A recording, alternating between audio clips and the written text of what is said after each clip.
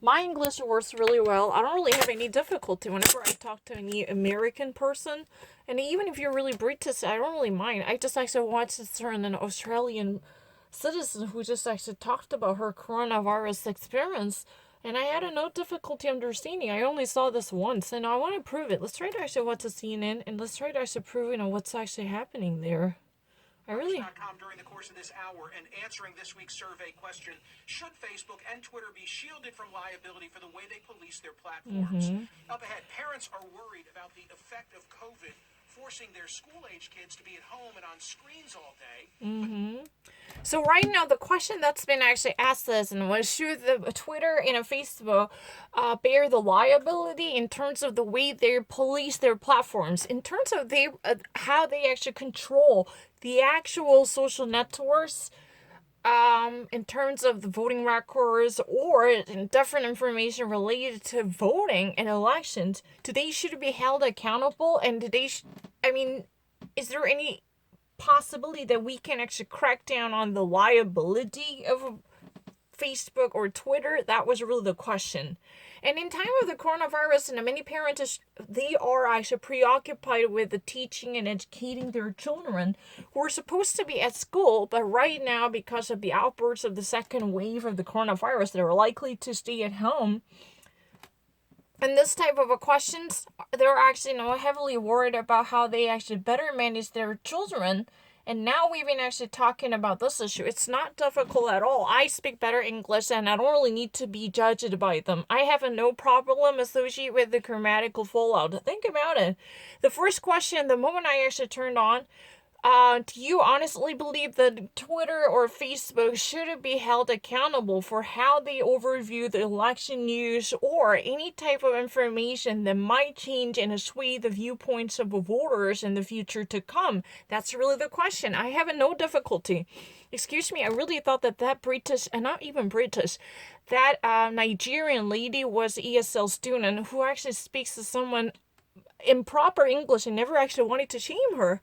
I really actually thought that she was really the one who misheard my English, because I had apparently no history of, having been wrongful about any type of given understanding. It's not really racism, because she was, one thing that was very clear was that she was not actually brought up to be a native speaker, so I naturally assumed that she was misheard. I never pursue her because she either misheard my understanding, and it was properly temporally neutral, because you graduate from that kind of program, you finish that program, that's really the reason you must be really good at something, or you've been actually naturally good with that kind of skill, and that's not at all. You can actually ask any, and then you can truly ask that question to any Americans. Is that really a sign of weakness in terms of the timeline? Do you honestly believe that way? Because you never actually wanted to pursue her, because she has been constantly depicting her situation in a proper sense. She said that she's working on her research paper, but although I never actually wanted to ask her what type of thesis she's working on, it's not my fault. How in the first place you said that my tense is wrong? I just actually wanted the Michael Smirkanis, who just actually said that, something that I've never expected to hear within a couple of hours. What is that? Do you honestly think that there should be any mechanism that might actually hold Facebook or Twitter accountable in terms of the way they control the social network platforms, which would provide access to many of voters? Yeah, and this type of access, would it be pivotal in terms of deciding their records? That's what it is about. Have I actually been mistaken? No, it's really not true. I mean, people are really jealous of my English ability. I was not the one who was mistaken about the timeline. Especially whenever I had a conversation, I had a zero history. Never in my entire life I had any type of trouble in terms of associating or picturing any type of message that would be given immediately on the spot. And it was never been difficult. That's really ridiculous. I mean, this is really, I never actually wanted to shame any person, especially the colored person. I would actually normally likely to be held accountable for racially biased. That's really the reason I never wanted to shame her. But it's really ridiculous. I thought that she misheard me, so I never wanted to shame her by picking up on her or asking her because she could have heard me, or she actually wanted to avoid answering my question directly, and there are multiple variations out there. But before that, she already actually gave her a plan. She already offered me a plentiful of choices. So I thought that would be a great idea, but it was not my fault. Someone like Michael Smerconish offered no ambiguity. He just said that, do you believe that, there should be any type of controlling mechanism that would allow us to hold Twitter or Facebook accountable? In terms of the way they police their platforms, what does it mean?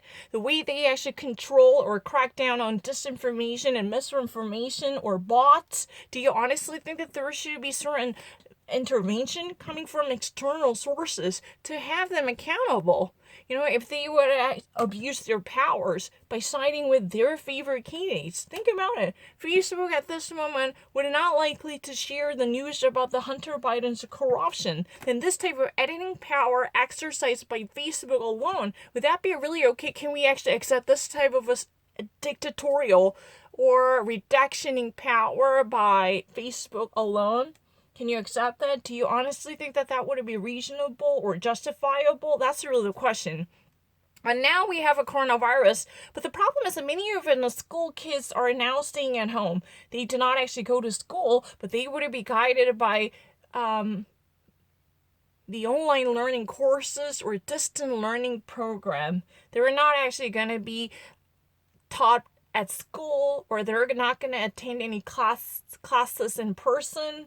And that's a trouble, because the parents should take care of their children at home or from their home by themselves, and it would actually add concern to their already hectic life. How would they actually juggle this many balls? How would they actually handle such suppressive obligations? Because their parental guidance would sometimes never be enough to take care of these children. That's what has been, as I said, it's very obvious.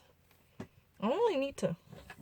I think, personally, people who said that I had a difficulty in terms of a timeline, that's really ridiculous. I have no problem at all. Even yesterday, I made it very clear. Watch the video that I actually uploaded yesterday.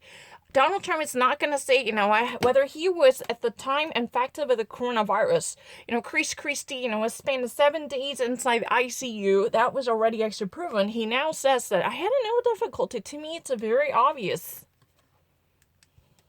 It's very obvious. Research finds there are actually many unexpected upsides, and it's political. According to the recent research, which says that there are many upsides in the realm of the homeschooling. Surprise! There are many upsides in terms of teaching our children at home instead of actually sending them back to school. According to a recent research, there is new research which just finds a very positive aspect, unexpected, out of blue, which truly helped many, many kids. There is new research which just says that there are positive upsides and really, positive effects that could have a greater influence on our children who were actually supposed to be at school, but who are right now being placed at home. This is what has been said. I don't really need to think about it. Yard sign season. They're everywhere. Do they matter? I will ask an academic who has actually studied the issue. Plus, are America's leaders getting too old? We are choosing between two 70-something presidential candidates, and we have many 70 and even 80-somethings in the House and Senate. Dare we consider age limits? So it's a very interesting. Right now, we're actually phasing into the serious season of yard signs. Because in America, we're going to have a presidential election within a couple of weeks. So there are already many different signs and banners dominating our yards. This is really the beginning of the yard season, filled up with the signs and banners. Truly, these banners would it play a certain role to change the voters' minds? Or this type of expression, political expression, would it be helpful in terms of determining the landscape of our political system?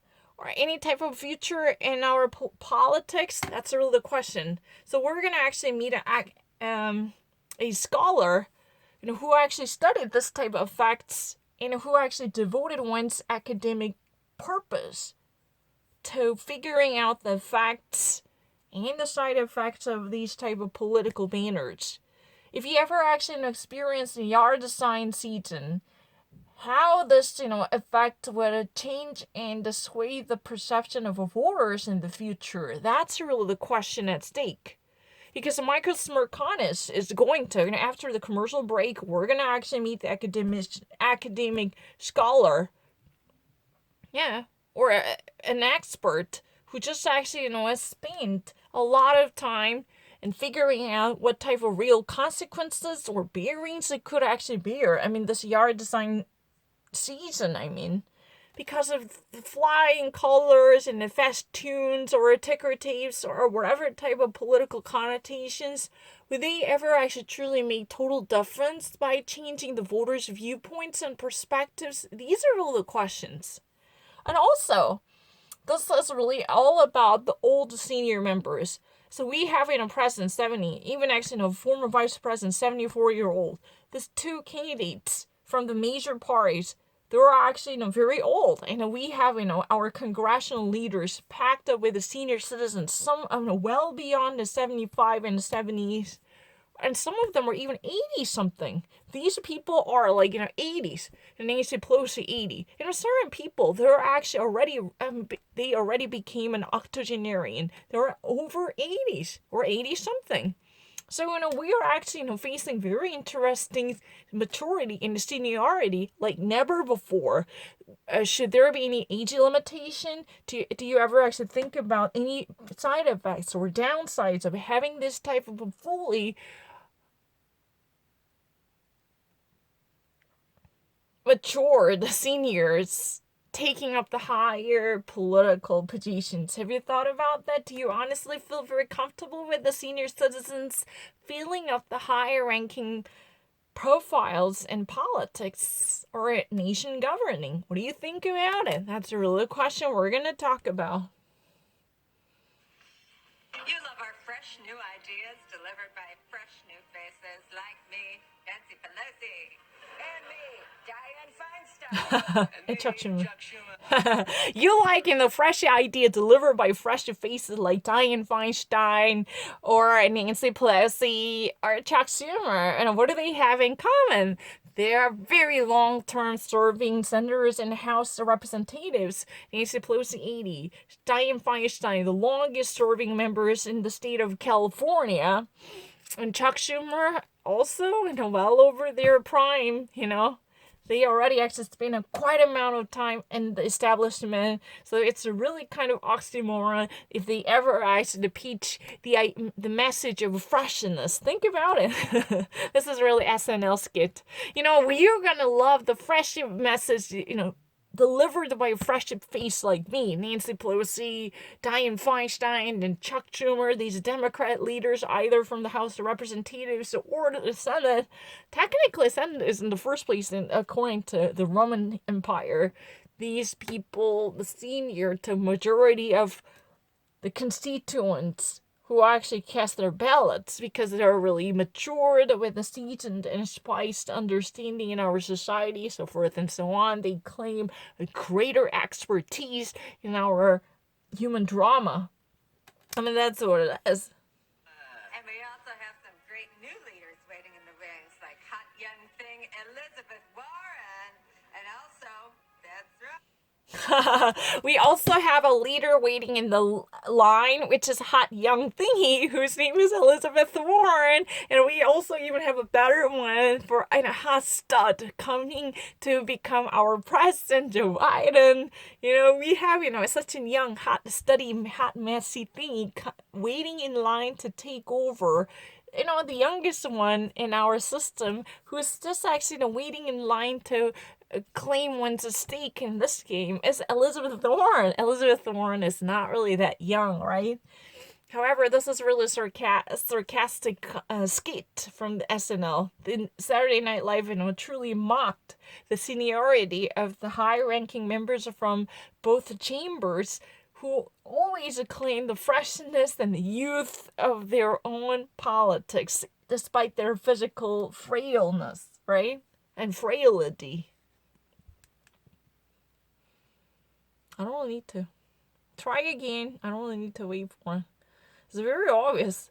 Because we have a new young hot mess waiting in a line, which is Elizabeth Warren. And she's not really that young. We all know that. Is that fine? Watching this right now will say, well, her husband's career was. We have term limits. They are every 4 years for the president, 2 years for the Congress, and 6 years for the Senate. If you don't like it, vote somebody out. But I happen to agree with you. I think that's a step in the right direction. I want to remind you, go to the website, it's merconish.com. Answer this week's survey question. This is going to be interesting. So this would be interesting. If you ever actually watch the current status, probably you would actually think that we need a rejuvenation of the system. But however, there is a term limit. 2 years for House of Representatives and the senators every 6 years, and the president every 4 years. If you don't like them, you can always use your voting power, exercise your voting rights to change them. Definitely. Every power belongs to voters, for sure. But the problem is, we can actually have a pretty interesting discussion by talking about the power of social networks. That would be so unique in the 21st century. We've never witnessed any type of election that would be so vibrated by the media other than the traditional mainstream networks, right? Maybe at the end of the 20th century, we witnessed the very high functioning power by the cable networks. But now we've been actually, shifting this paradigmatic focus to the social networks. They offer a platform which would host lively conversations as well as outpouring trade-off between misinformation and constructive information. So you can always make the choice. But the problem is should there be any type of a screening method which would bring social networks to account in the case of major fallout?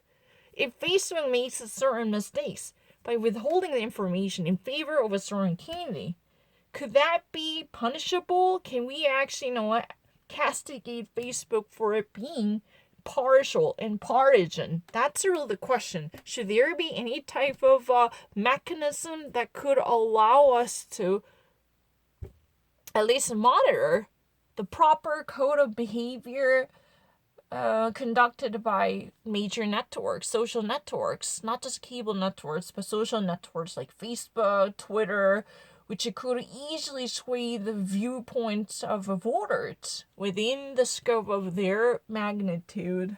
That's really the question. Find out at the end of the hour. Should Facebook and Twitter be shielded from liability for the way they police their platforms? That is the so-called 230 debate. Yeah, that is the so-called 230 debate. Do you honestly think that they should be protected? They should evade any liability? That's really the question, right? But the problem is, what should there be? If the main question is, if you ever actually think that we need to adopt a policy, you need to say no. Because the original question is, do you honestly think that there should be any type of protection that might actually, save Facebook and Twitter from bearing the responsibilities? Do you honestly think that they should actually be protected by the firewall, which could actually separate them from bearing any type of responsibilities? But do you think that, or you can actually be from different side, do you think that there should be protections, or you're actually from the different side? Do you believe that Facebook should be held accountable? Do you believe that Facebook should be castigated in the times of erroneous decisions, which could wrongfully influence the voters' viewpoints? Or should they be protected and shielded from the liability or vulnerability in the time of or in the wake of wrongful decisions by offering certain misinformation or their failure to crack down on the bots, or even trolls? think about it. If Facebook truly bungles up controlling the bots or trolls, or they would have paved the way to disinformation just because of their wrongful handling of controlling over their web platform, should they be, or should Facebook be punished, or should they be protected from being vulnerable in terms of being associated with the responsibility? I mean, in simple words, should they actually take up the responsibility, or should they not take up the responsibility? Do you think that they should be protected from the responsibility, or do you think that they should be held accountable? That's a question. If you think that they should actually pay a price for letting this type of unverified information swirl around and propagandize on their website, then you should say no.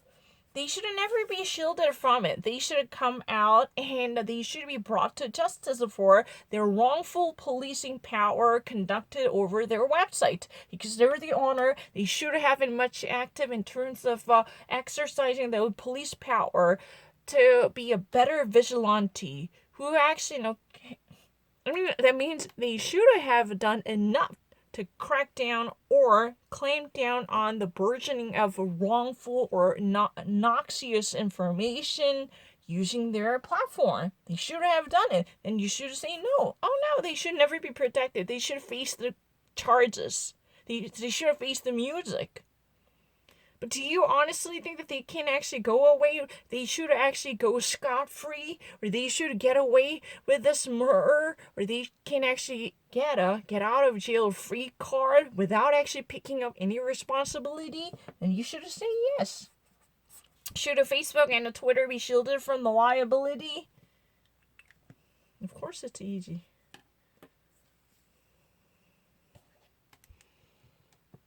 Of course I'm not lying.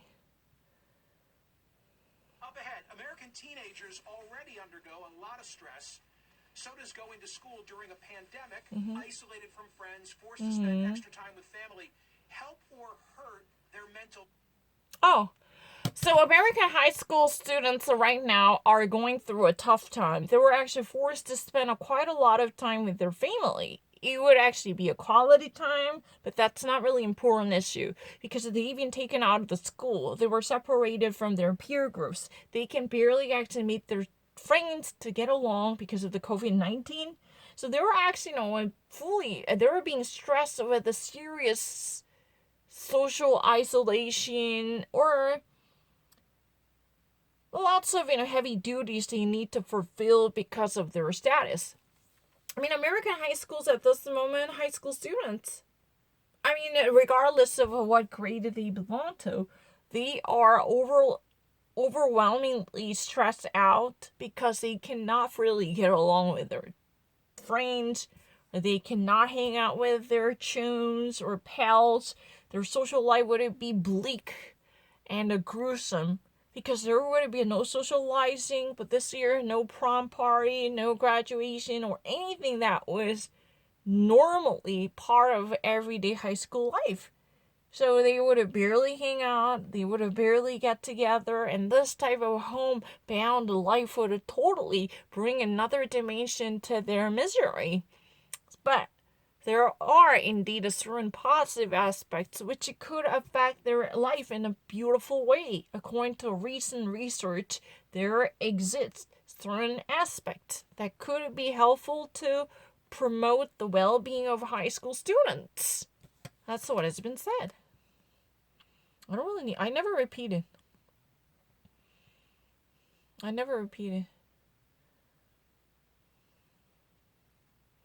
never repeat anything. No, I haven't ever. 나 한 번도 반복한 적이 없어요. You have 100% name ID, all four of them, Trump and Pence and Kamala Harris and Joe Biden. Do the lessons equally apply to the local race and the big national race? So the answer has to be we don't know yet. So we can do this experiment over and over again. We should to find out the answer to your question.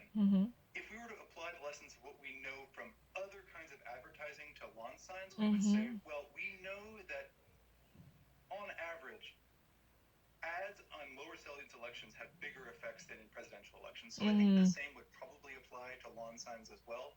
You mentioned the name recognition channel through which lawn signs might affect outcomes. It could also be through a social channel. You find out what your neighbors think, which might change how you think. So that's the one difference I would say, is that yes, they have perfect name recognition, but perhaps you don't know who likes who just yet. I live in the Philadelphia suburbs, and where I am and around me, it's a sea of Biden, Harris. I hope I'm going to go fishing later today, and where I'm going fishing, it'll be all Trump signs.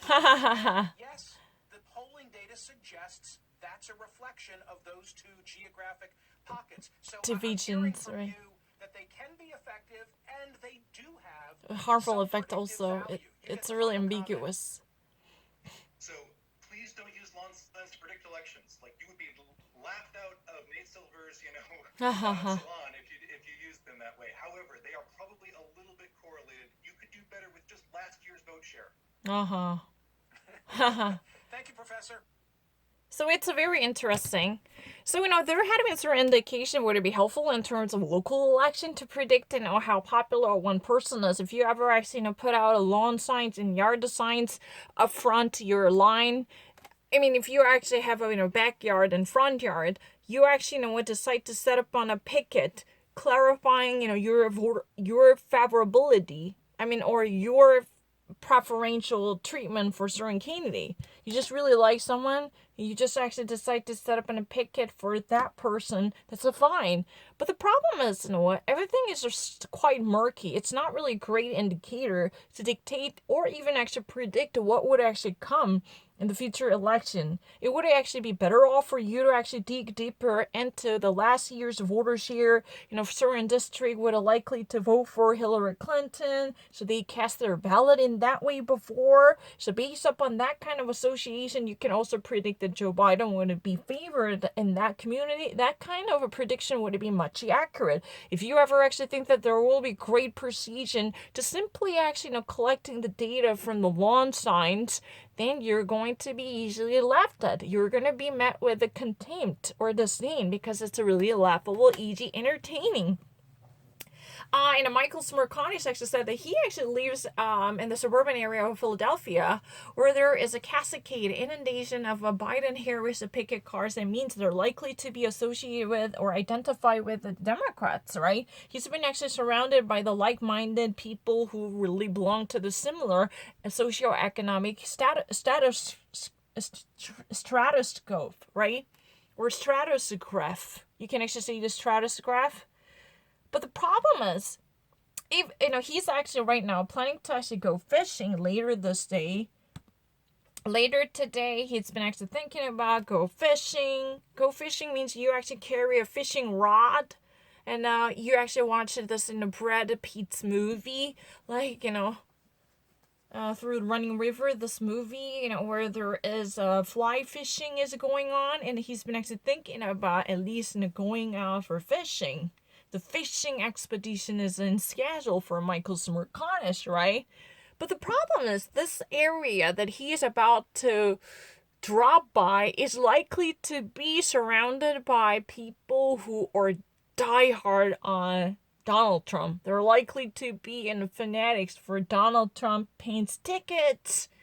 So this type of picket signs would actually be an interesting point reflecting the very division, the pocket, the very line that were deeply engrossed in the system. That's what it is about. You understand what I mean? So it's a really kind of a yes or a no situation. Depending upon the circumstances, definitely if this election is really small, definitely people would feel that if you ever actually put out a picket for a certain candidate whose name is not relatively well known, then this would actually increase the name recognition for sure. But the problem is that this could actually possibly dictate the future choice for a certain candidate by a voter. That's really something, not necessarily clarified at this moment by this Yale political science professor, Alexander Koppler, right? But indeed, on a nation-based election or a nationwide held election, everyone already actually know what they were talking about. They already actually recognize who they are. So even, certain voters around you who are likely to recognize themselves with the ardent supporters of a certain candidate, like Senator Kamala Harris, then it's not really a great deal. Probably it would only reinforce the stereotypes or favoritism already pre-existing on the minds of certain voters. Think about it. It's a really famous theory in the political science. If you really actually like certain party ahead of time, then your radar would likely to be fine-tuned to collect more of a favorable information. For instance, if you really love Kamala Harris, then you would recognize the beauty in every story that you might actually stumble upon. You might say, oh, Kamala Harris turned out to be surrounded by folks who were contracted with the coronavirus or infected with the coronavirus. Then you, as a supporter of Kamala Harris, possibly think, oh, this must have been done by their misdemeanor, but she was really the leader who handled the situation, the proper scenes with discretion. That was really the reason she didn't actually experience such an brouhaha greater than what it could have been or what it was supposed to be. You probably want to give her credit. But if you're really on the other side of the spectrum, you're actually, seeing seeing the event in a negative perspective, then you might say that, oh, despite all the precautions they have taken, they've been still dealing with the COVID infection in their social orbit or in their personnel. This is the exact definition of a failure. Despite all the fastidious measures you had taken, you still lived the same gruesome disaster we are living too. There is no difference. Like, somebody would use a tweezer to pull out, hair from every possible scenario. Everything would be like, your pre-existing identification. So it's really kind of controversial in terms of defining, how impactful or effective this type of lawn signs or yard signs. It's both are perfectly fine. Those are banners or yard signs or lawn signs. If you actually, put out a picket on your front yard saying that Biden Harris 2020, Biden Harris 20, like this. So, he's Michael Smerconius' neighborhood is a little inundated with, packed up with, diluted with, plastered with Biden Harris 20. That's really the nature of his neighborhood, right? He's been surrounded by the very liberal people who will be likely to be associated with the president, Obama, I think. But even Kaplan admits that it would be better off if you dissect the numbers from the past election to recognize the demographic groups of which actually indeed cast their ballots in favor of their presidential choice. It would be better off if you ever trace down their precedent and what type of candidate they actually voted for in 2016 election as the president of the United States. For the presidential candidate, this type of accurate information accrued from the past elections would be much helpful to decide what they would do or forecast what could possibly happen. That's the better. Instead of, analyzing, this neighborhood, so many people actually put out banners supporting Pence and Trump 20.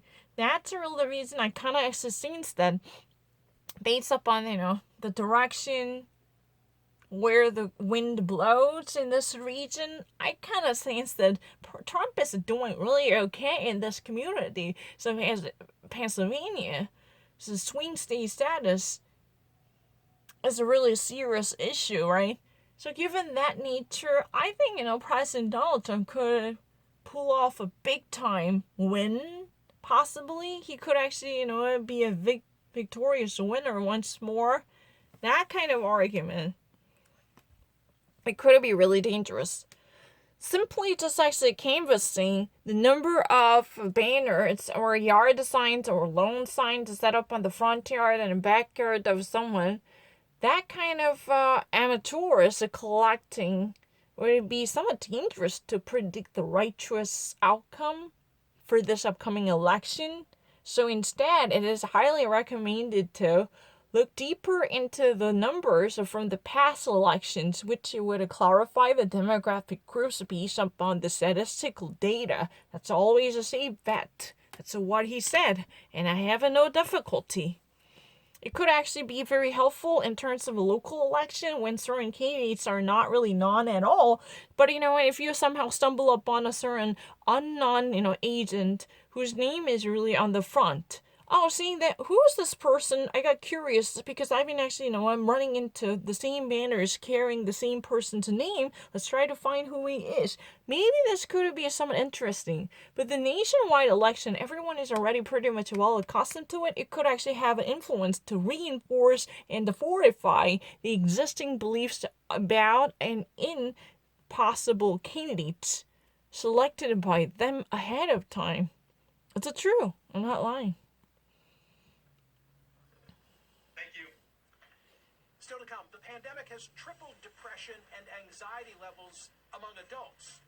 You'd think it would be even harder on teenagers, but think again, this could be good news. I will explain. And please make sure that you are answering this. You know what? In the time of the coronavirus, we've already experienced tripled mental health failures. There are so many people who are depressed.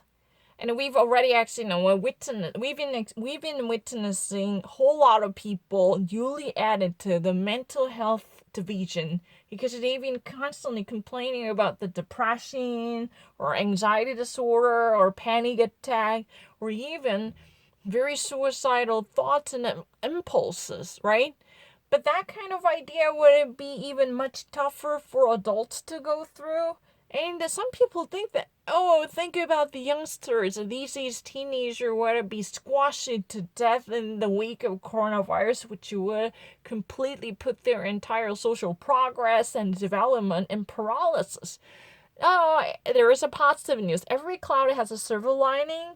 There is a very great news. Think again. You'd better think again after hearing this. Instead of actually thinking really pessimistically about someone else's future, there's really a good news that might actually enlighten your day. If you have a little tiny kid or if you had a teenager in your home, then you would be happy to hear this news. They could actually be better off. There are certain great news. And still, you know what? If you think that Facebook or Twitter should bear the responsibility in terms of their policing power over the platforms they operate, then you should say no. But if you actually think that they should be protected from it in order to promote more of a freedom of a speech, if you ever think that Twitter and Facebook should provide a greater opportunity for its users to speak out, for their users to speak out respectively, then you should actually probably vote for yes. Facebook and Twitter should be shielded from bearing responsibilities and liability in terms of their controlling power and the policing power over their platforms.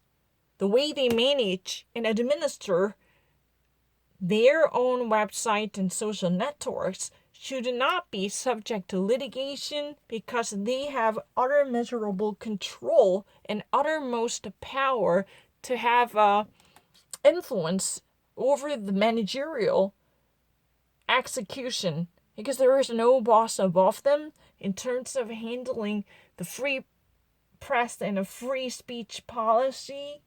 If you think so, then you should vote yes. They should be protected. They should be shielded. That means they should actually be, what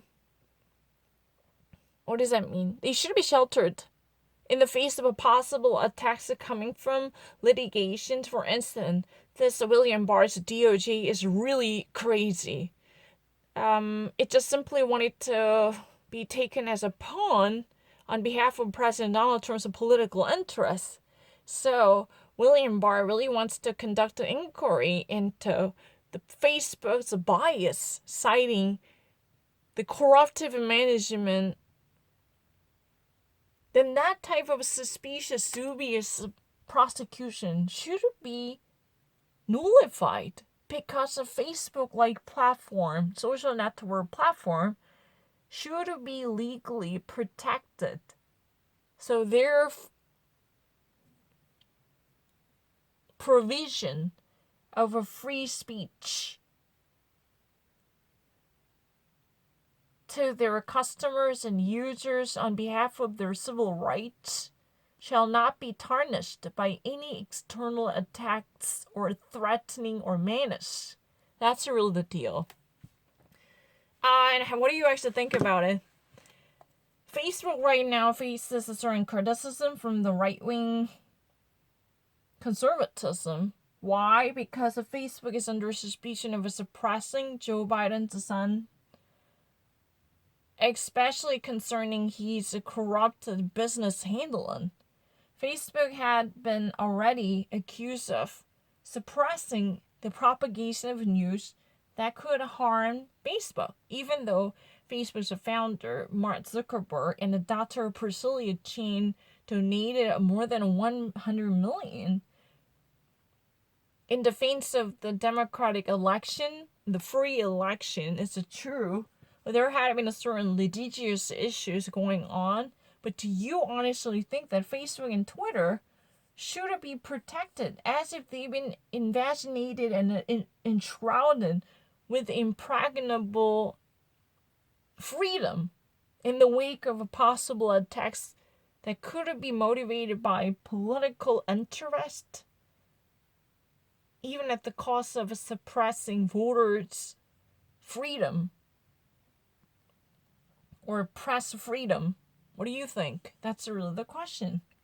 So if you say yes, you really want to give a greater leverage to Twitter and Facebook, because you believe that they can have 100% unfettered limit. I mean, not really 100%, but they could actually claim a greater power to authorize their business without having been monitored by external organizations. That they could actually be a free agent. They can actually, exercise controlling power to winnow certain unnecessary stuff from their garden, depending upon their discretion. Yeah, this type of decision can be autonomously made by their own judgment. That's what you believe if you say yes.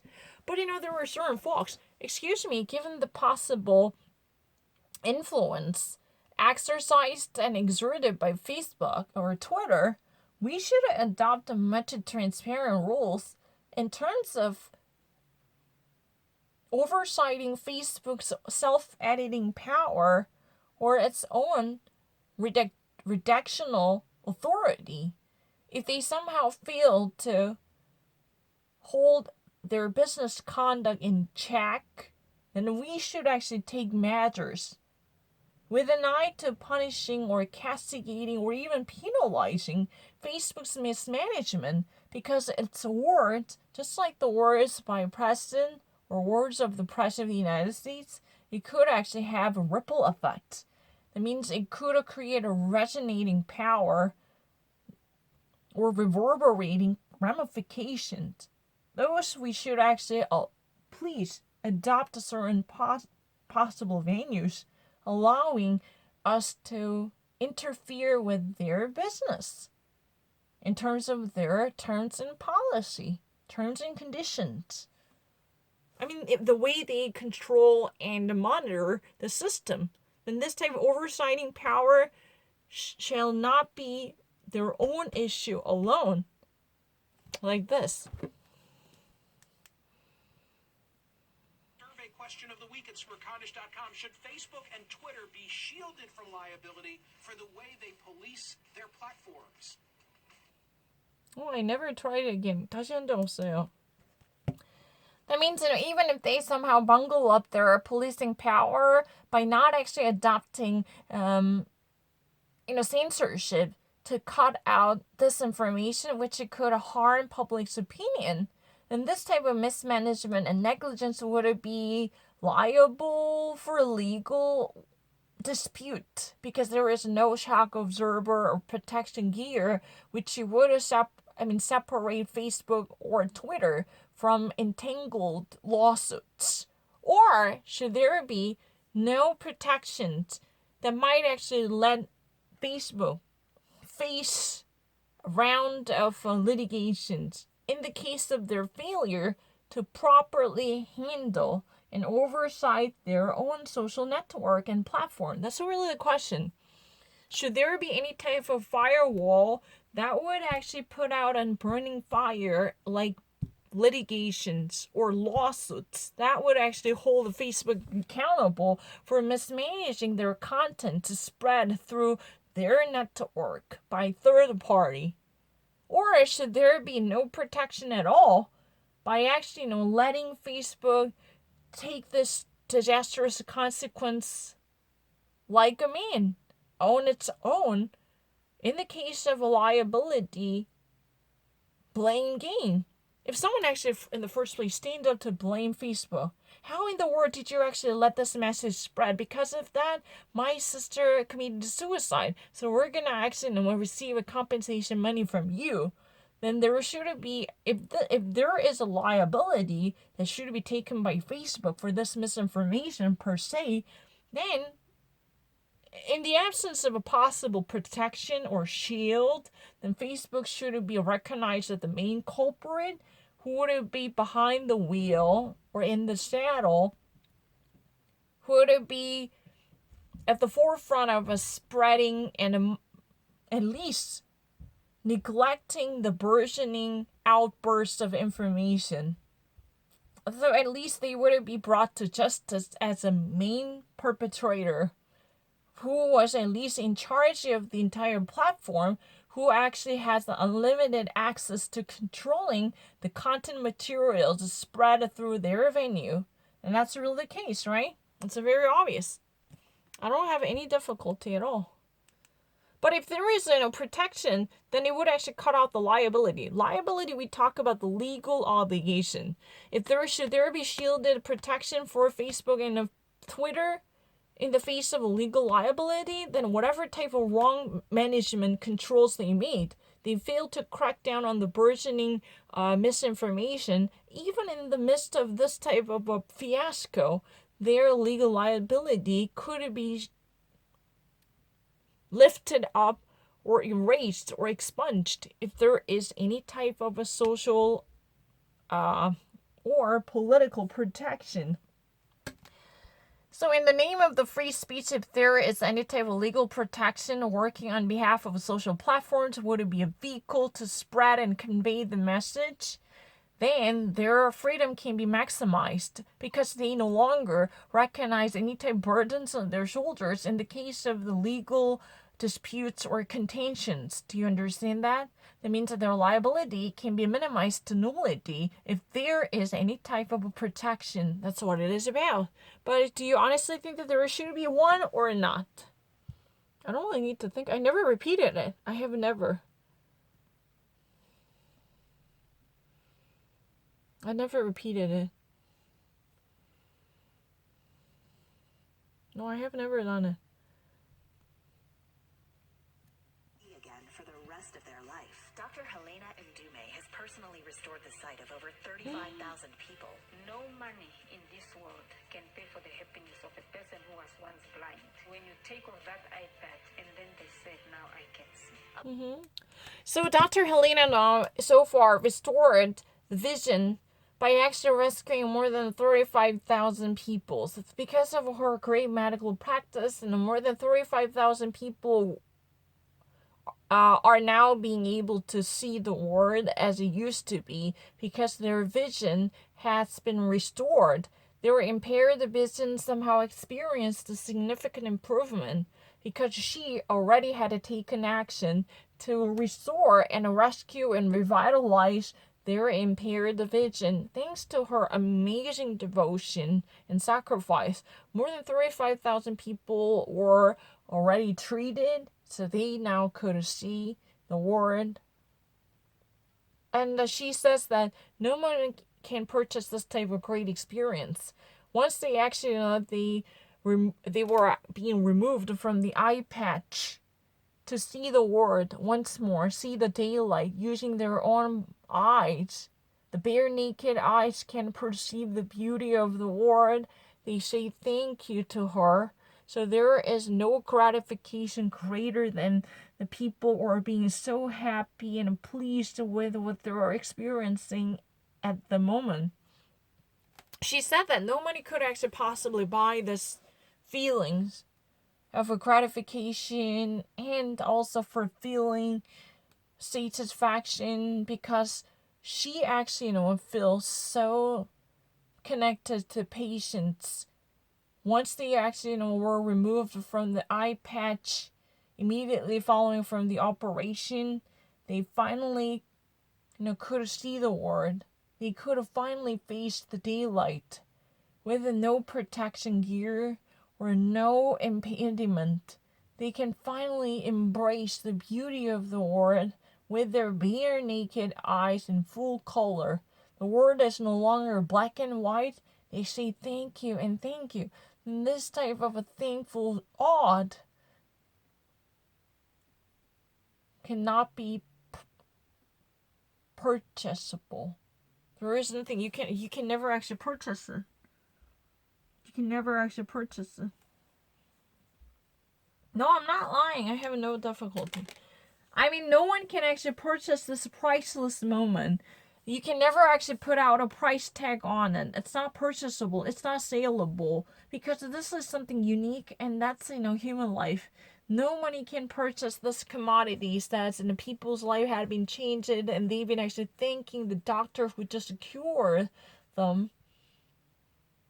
Their eyes could finally see the world once again. Once they are lifted up from the eye patches immediately from the surgery, then their eyes were brought back to their life. And they've been so thankful. They've been crying. Their eyes were welled up. And this type of emotional epitome cannot be materialized. There is no money that could ever actually pay this feeling, because it's beyond what it is materialistically quantifiable. That's what has been said. I don't need to. She's an ophthalmologist. Boy was going blind, but now will see and live a normal life. A mother can see her child for the very first time. With each donation of just $25, we can perform a surgery that will restore someone's sight. So with your donation up to $25, starting from $25, you can actually make difference. Mother can actually see their child's face for the first time. There is one single mother who just actually missed her eyesight. She could not actually see her baby. But, this type of help can definitely make the change. She can actually see her beautiful baby's face for the first time. This is really once in a lifetime experience that should last forever. Thanks to the donation, starting from $25 per person, you can bring new life back to the person. This boy is going blind, but thanks to the timely operation, he could no longer fear from blindness. His eye could actually immediately be resurrected and then brought to normalcy.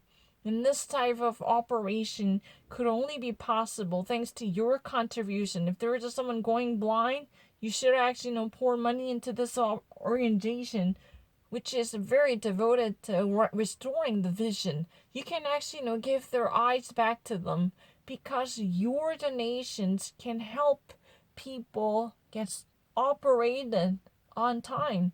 If you actually miss the golden opportunity, then your vision could never be your vision could never be repaired, right? Because visual impairment is a serious disease that should have been notified much earlier. But if you miss the golden opportunity, there could be no chance any restoration of the full vision or a 20/20 vision would be possible. I'm not lying. I never miss anything. Small donation will make a world of difference. Donate $25 today and transform a life forever. So you know what? If you donate $25, you can actually make a whole world of difference. The difference is as it means adds the whole word. A world of difference. You actually simply put down $25. You think that's really it? But what you actually, do is a whole world of difference. Now simply put your money down or donate $25 to save as many people as possible. Their lives are never going to be the same again. They were going to experience the once in a lifetime opportunity by allowing this blind mother to see one's face for the first time, when the baby's tiny face for the first time. Remember how beautiful and joyous and blissful this moment might be. I don't really need to think about it. It's very easy.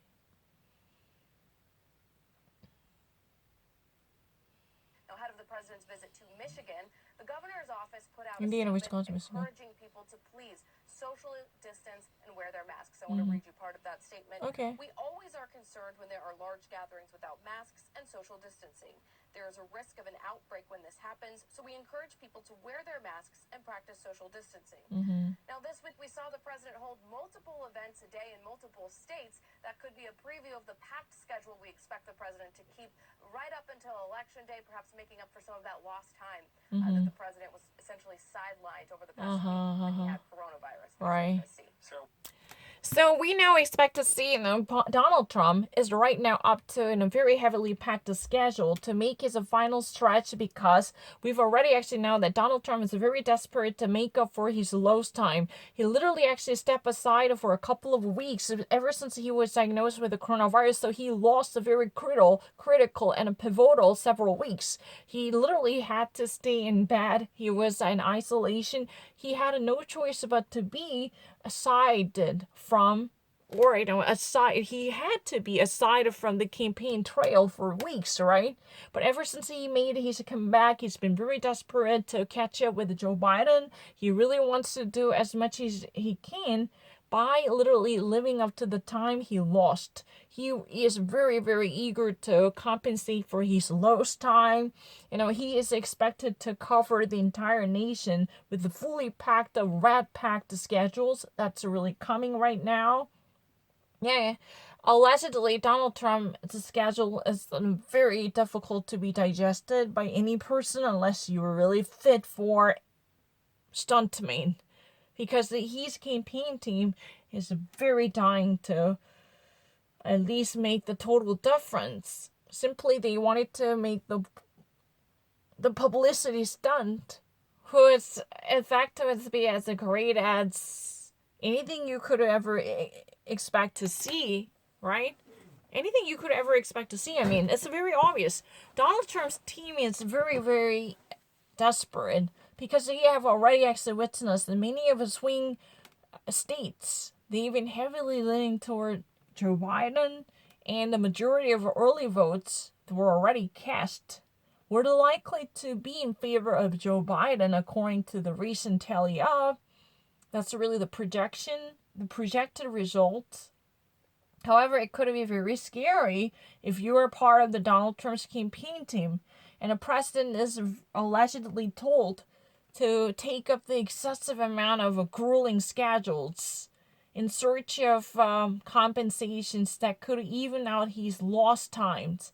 He's been very willing to pull off an extra shift, working in a day in, day out, until he could actually, catch up with Joe Biden by narrowing the margins wider than ever before. And right now, as he is expected to host many different events, and Michigan is really the very first state. But the problem is there is a growing number of coronavirus in the state of Michigan.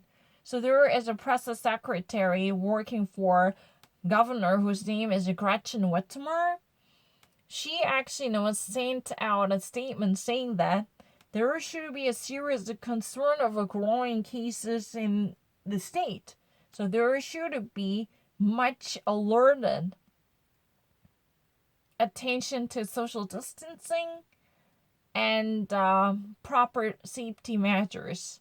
So anyone who has been planning to attend the rallies, either for Donald Trump or Joe Biden, make sure to actually be mindful of the consequences of the coronavirus by keeping social distancing and observing all the safety rules and wearing masks. These are really the guidelines that were being enforced and asked by the press secretary of the state of Michigan. Because in Michigan would be normally a traditional battleground, or a heavy fight would be likely. And anyone who would have failed to carry such an important swing state like Michigan, then there was really a lesser chance to become the next Oval Office master.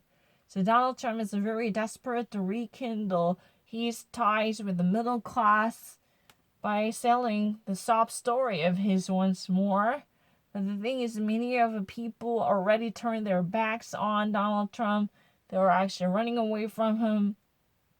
However, Donald Trump's campaign team is very dedicated to formulating a magic recipe concocted to bring out the old spirits from these people who voted for him in 2016.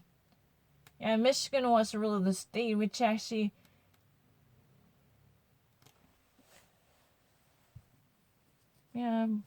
which was actually bought into the side and the story of Donald Trump.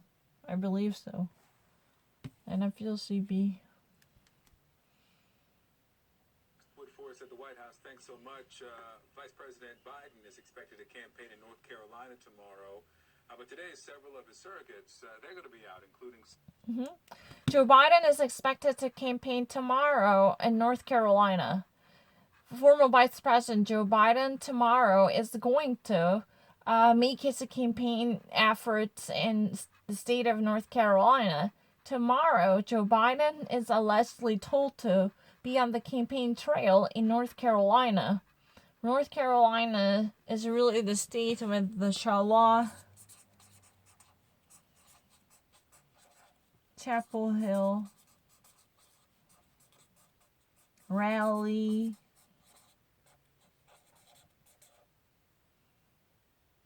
now these are really the area in North Carolina, right? Yeah. Chapel Hill, Raleigh, Charlotte. So meanwhile, his surrogates like Elizabeth Warren and the like-minded proxies from Democratic Party, they're actually went on the campaign trail to at least ask for their commitment to Joe Biden. They even actually begging for people to go out and vote for Donald Trump vote for Joe Biden and stop Donald Trump. And the President Obama is also expected to be on the campaign trail. He's actually, in high gear to make his political comeback in order to support his fellow Democrat Joe Biden. So he used to be a boss, so he's now actually expected. He is right now planning to join the campaign trail. No, he's going to be back on the trail, or he will be. Yeah, starting from the next week, and President Obama is told to be part of the campaign of Joe Biden. Joe Biden is likely to have a stump speech because President Barack Obama is going to be on the stumpings or hustings of Joe Biden.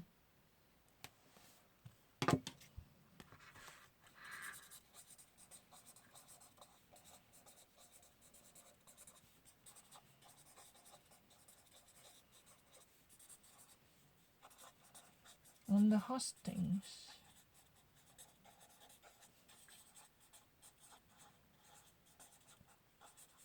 So this is a sequel to Joe Biden, Obama-Biden ticket. So this time, Biden is on top. Biden-Harris. Obama is going to give a very grandiose stump speech that is expected to be done in the next week, right? So there will be. And Joe Biden tomorrow is going to hit the campaign trail in North Carolina.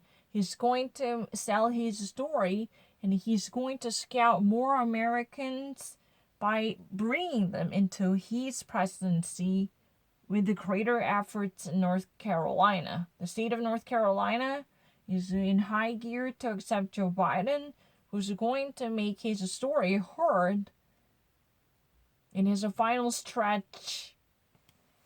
I don't really need to think about it. It's very obvious. Senator Elizabeth Warren, former NBA star Magic Johnson. Yes, CNN's All That Science is following the latest from Washington. Not only those big names out in force for Biden, but somebody else coming out in the next week, we understand, who could be very pivotal for the vice president. What can you tell us, Arlette? And good morning.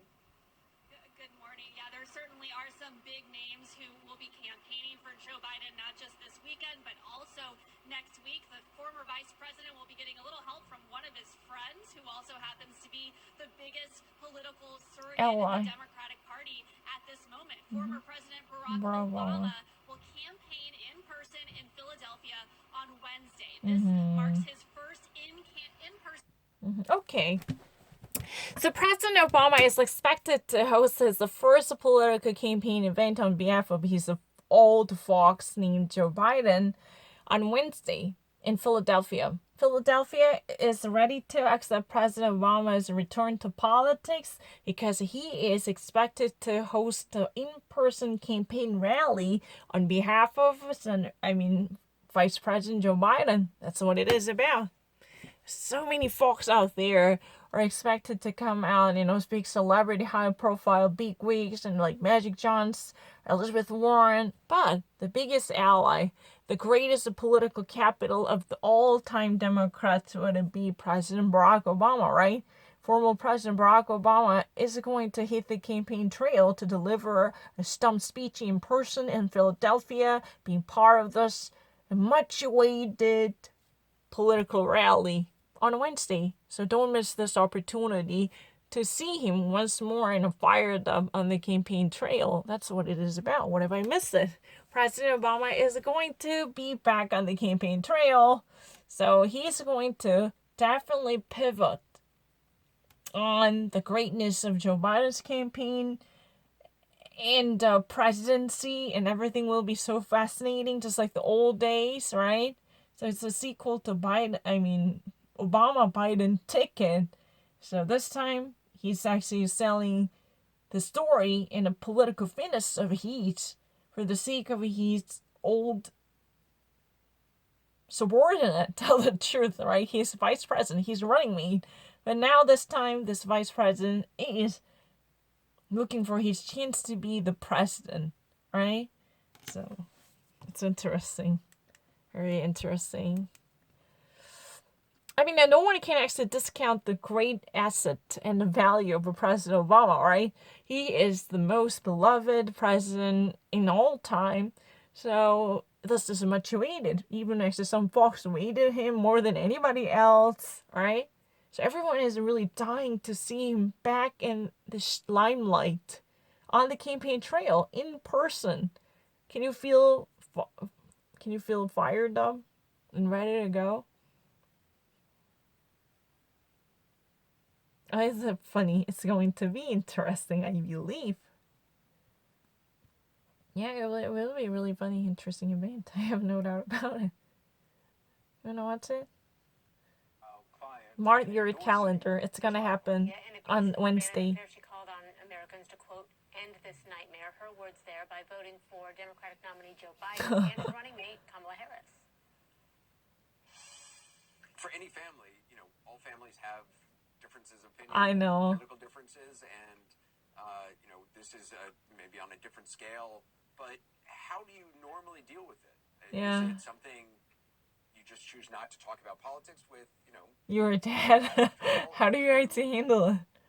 In the article you talked about, at times you feel like you have no other choice but to address certain issues. Yeah, I think those things boil up, and at a certain point you can't, at least I couldn't repress them, but it was definitely a give and take throughout my whole life. I just think that now we've come to such a point of crisis that I just had no choice but to say something. This toxic and environment of bullying and vicious sniping needs to be turned around, and I really think that Joe Biden and Kamala Harris can do that. I absolutely love Kamala Harris. Joe Biden was not your first choice. Joe Biden was not your first choice. Not initially, but No, okay. I was keeping my options I feel the open same way and seeing too. what people had to say, and I was a huge fan of Kamala. Yeah, me and too. when Joe Biden picked Kamala, I got so excited because it just, I It's feel a like perfect it reflected combination. that he's willing to have people who challenge him around him, and that is the way to break up the echo chamber of yes men. Okay. Oh, that's really which I think nice. is a huge problem right now. When you see the Washington Post report that the White House was warned that your dad was quote being used to feed Russian misinformation to the president, just seeing that in the news, what goes through your mind? How do you actually perceive this? No, I choose to focus on what we can do to fix this problem. I think that that's where we all need to be focusing our energy, and I think that that is by making sure that everyone votes and chooses to elect someone who has empathy and will start to turn this country around. Caroline Giuliani has. So, former New York Mayor Rudy Giuliani's daughter, Caroline Giuliani, confessed, her endorsement that she would actually definitely vote for Kamala Harris and Joe Biden. Allegedly, Joe Biden was not her initial choice, but, she was very much touched by Joe Biden's selection of Kamala Harris. She is a fan of Kamala Harris, but the thing is, Joe Biden's courage to bring this culture to the level of the presidency. He makes things very presidential because he would be so willing to break out of the echo chamber surrounded by the yes men who would be phoning up on the greatest power on earth. That means that he refuses to be surrounded by the like-minded folks. He would be willing to pay attention to the person who could challenge his viewpoints. That was, epitomized by his choice for running mate, whose name is Kamala Harris. She's a lady, right? She's a lady in that league. And it's really kind of difficult because, I'm not really so sure how you actually handle the situation, but the thing is, certain family had a different history. They don't actually see eye to eye on many different, political events and issues. To some people, use a different venue to address it or address the manner. I mean, I'm not lying. With the Andersons, the first question is, I don't know how it works in your family, but certain people actually had a difference. And in terms of their viewpoints, if they ever actually had a political disagreement, they decide to put that aside, never wanting to talk about it, or they actually openly, make their voice heard despite, certain opportunity costs or the side effects they might actually need to go through because of this very discordant disagreements or dissidents, right? That's a real problem, and how it happens. Caroline Giuliani said she had no choice. In the time of this type of toxicity, where everything would be so appalled by the reign of terror by Donald Trump, where everything was completely annihilated, which was supposed to be the beacon of democracy, everything was torn apart, and this type of bullying was a part of the culture that dominated the entire mainstream. So she couldn't actually, hide her viewpoints any further. So even at the risk of, making somehow troublesome experience ahead or in store for her, she actually couldn't suppress this desire to make her voice heard. So she used an opportunity like the Times column to share her viewpoint. She actually published her thoughts. And this type of activities were indicated throughout that segment. There had been a certain type of hesitation, but it was actually completely annihilated in the face of very bullying tactics. That had been part of that had been a theme of Donald Trump's presidency. Even in the midst of the corona crisis, there had been a mismanagement, but there was an obvious suppression, controlling the free information flow of free information. and she couldn't actually tolerate this type of toxic culture any further. So she couldn't actually calculate any further.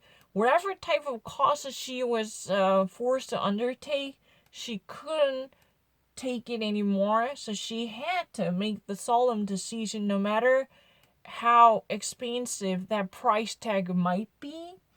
The Anderson's first question is, a certain family takes the issue in a different way if there is any type of political differences, or if they do not see eye to eye on certain political issues, or if they actually couldn't reach an agreement in certain political issues, they try to remain reticent. They decide to put that aside, or they decide to keep sensitive issues at bay as if nothing happened, right? Then I'm not really so sure about, how your family handles the situation. It means that he has no understanding. He refuses to make any grove guesstimation in terms of predicting how the system works in the Giuliani's family. Definitely Giuliani's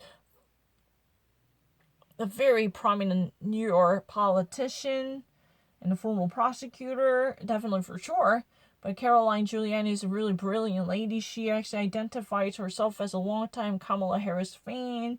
And even though she was not actually for Joe Biden, she decided to definitely she decided to stand by him. And she was deeply impressed by the choice of Joe Biden when he actually picked his running mate. When he picked Kamala Harris as a running mate, that truly recognizes his presidential quality. Somebody who has been courageous enough to surround himself with the people who could say no to him by breaking out of this comfy echo chamber of yes man. That means he refused to be confined by the comfort zone. That means when you are actually in power, you would be surrounded by people who would say yes to you, who would actually brown nose you. Then you are actually willing to muster up your courage to be exposed to critics and naysayers. That's what Joe Biden was willing to take once he made that choice. And he has been, indeed, that kind of man of character, which was very evinced. That's what she said. I'm not lying, I heard that. And Anderson's next question was, how did you actually feel about that when Washington Post revealed the news that, Rudy Giuliani, your father, Caroline Giuliani's father, was deeply involved with feeding the wrongful information by actually contacting the Russian secret organizations to set up on a deal in between, and he's been actually deeply connected to this type of culture of double dealing, or even in a mischievous corrupted scandal. How did you actually perceive that? That's what it was asked. She said it's not really something she would take lightly. It would be pretty difficult for her to actually come to terms with it. But whatever happens, she had to actually be very courageous and conscientious in terms of recognizing her role in the society. She felt that something's not right, but there are many things that demands a further explanation.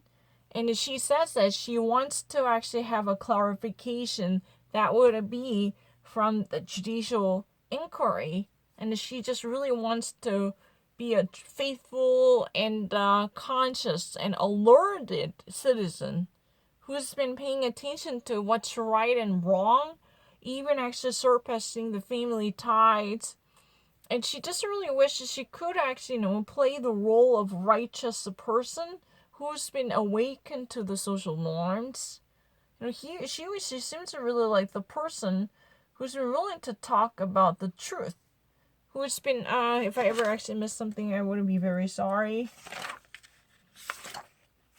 What was another thing she said? And she was greatly disappointed by this toxic culture prevailing in Washington. literally silencing the oppositional parties. Even in the midst of the crisis, there would be no constructive discussion. And she was really troubled to witness this type of intervention suggested by the Washington Post as a part of a revelation, because her father's name was dropped in the midst of the Russian scandal by actually feeding off the wrongful information, because he was actually really a breach to the Ukraine in order to make money out of it, working as a lobbyist.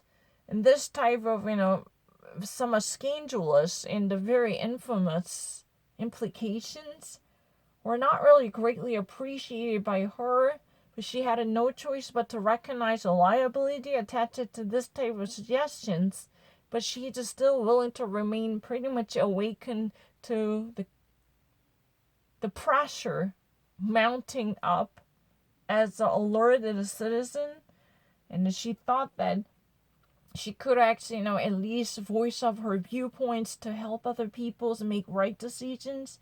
And as an individual, she just wants to sound her reason, especially in time of difficulty.